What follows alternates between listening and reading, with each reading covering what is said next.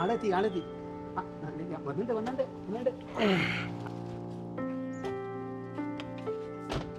നമസ്കാരം.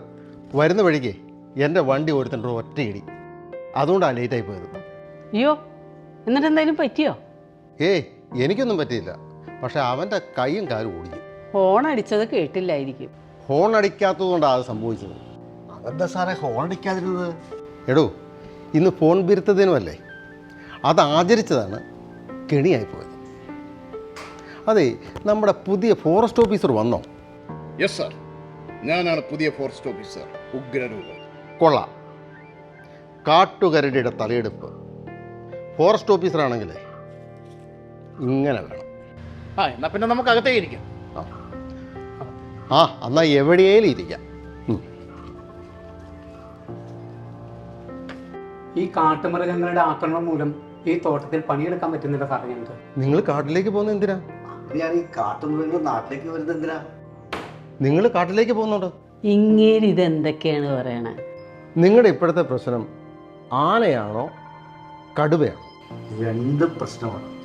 ഒരു forest officer എന്നുള്ള നിലയ്ക്ക് എൻ്റെ അഭിപ്രായം കടുവ അപകടകാരിയല്ല. കടുവയാ അപകടകാരിയല്ലെന്നാ? പതിവായി ഈ മേഖലയിൽ കണ്ടുവരുന്ന ഒരു സഞ്ചാരിയായ കടുവയാണ്. ഓ, സഞ്ചാരിയാണ് പോലും കടുവ. പതിവായിട്ട് കറങ്ങി നടക്കുന്ന സഞ്ചാരി കടുവേ. മനസ്സിലായോ? സഞ്ചാരി കടുവ. എന്തായാലും താമസിയാതെ അത് ഈ പ്രദേശം വിടും. സാറേ, നീ പറഞ്ഞത് ശരിയാണ്. ഞങ്ങളുടെയൊക്കെ വീടുകളിലെ ആടും പശു പോത്തും എല്ലാം തീർന്നു കഴിഞ്ഞാലേ അതതിൻ്റെ പാട്ടിനങ്ങ് പൊക്കോളൂ.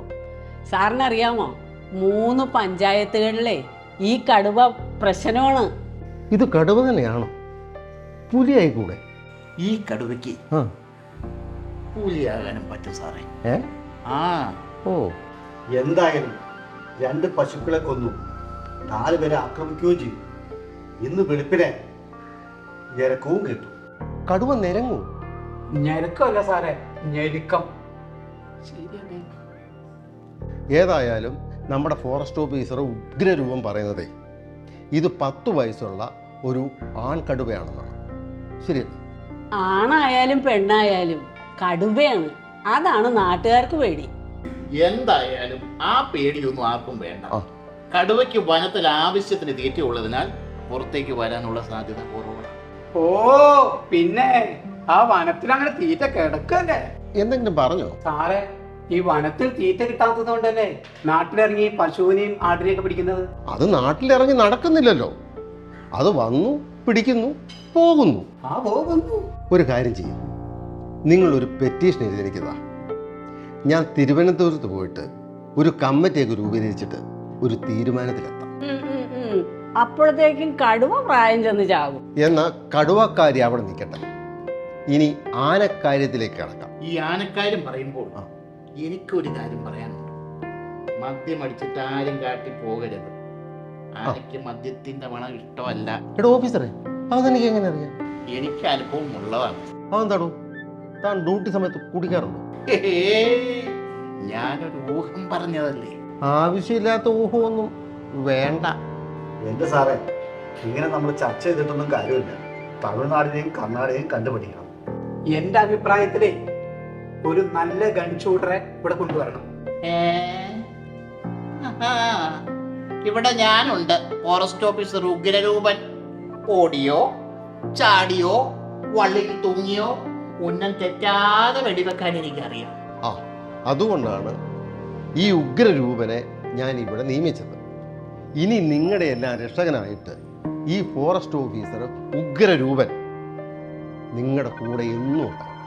ആന നോക്കിയാൽ മറ്റൊരാനയാണെന്ന് പറയും, കരടി നോക്കിക്കഴിഞ്ഞാൽ മറ്റൊരു കരടിയാണെന്ന് പറയും, കടുവ നോക്കിക്കഴിഞ്ഞാൽ മറ്റൊരു കിടുവയാണെന്ന് പറയും.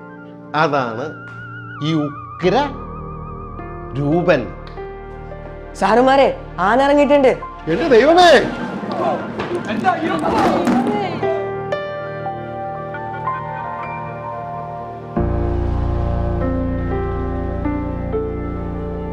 സാറേ, സാറേ, സാറേ, എമ്മല സാറേ, ഞാനിവിടെ ഉണ്ടടോ. ഓ, ഇവിടെ ഉണ്ടായിരുന്നു. ഞാനങ്ങ് പേടിച്ചു പോയി. ആന പേടിച്ച് വേറൊരു വഴി കൂടെ കാട്ടിലേക്ക് ഓടിപ്പോയി. ഓ, കർത്താവെ രക്ഷപ്പെട്ടു. എടാ, താൻ ഏത് ഫോറസ്റ്റ് ഓഫീസറോ? ഏത് കോപ്പിലെ? താൻ ആനെന്ന് കേട്ടപ്പം ഇറങ്ങി ഓടിയില്ലേ? എൻ്റെ പൊന്നു സാറേ, ഉഗ്രനാന്നും പറഞ്ഞുകൊണ്ട് ഒരു വെളിവില്ലാത്ത കാട്ടാനയുടെ മുമ്പിലേക്ക് ചെന്ന് കഴിഞ്ഞാൽ കിട്ടുന്ന പണി അത്യുഗ്രനായിരിക്കും. എടോ, എല്ലാവർക്കും ജീവന് ഭയമുണ്ട്. ഈ ഉദ്യോഗസ്ഥന്മാരും രാഷ്ട്രീയക്കാർക്കും എവിടെയെങ്കിലും ഇവരൊന്ന് ചുമ്മാ തള്ളി മറിച്ചാൽ മതി. ഇവിടെയുള്ളവരുടെ ജീവിതം അറിയണമെങ്കിൽ ഇവരൊക്കെ ഒരു ദിവസമെങ്കിലും ഇവിടെ വന്ന് ഇവരുടെ കൂടെ ജീവിച്ചാൽ മതി.